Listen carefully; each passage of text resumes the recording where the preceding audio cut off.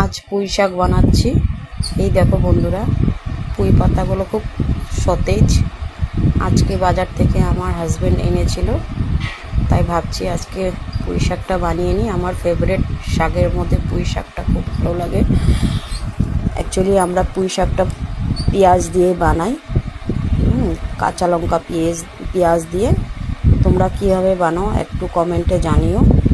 তো পুঁই শাক আমি একটু কুচি কুচি করে কেটে নিচ্ছি, তারপর রাঁধবো। আজ অনেকটাই দেরি হয়ে গেছে, বেলা 1টা বেজে গেছে। পুজো টুজো দিয়ে এসে রান্না করছি।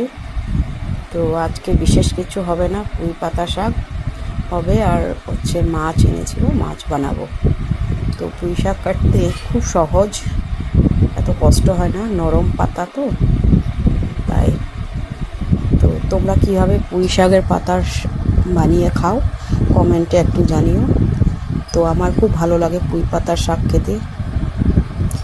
তো আর শাকের মধ্যে পুঁই পাতার শাক, ঢেঁকির শাক আমার খুব ফেভারিট। তো এই যে কুচি কুচি করে কেটে নিলাম, এই তো কাটা হয়ে গেল। তো এখন ধরো বানাবো, পুঁই পাতা রেডি, কাটা শেষ, সুন্দর করে কুচি কুচি করে কেটে নিয়েছি।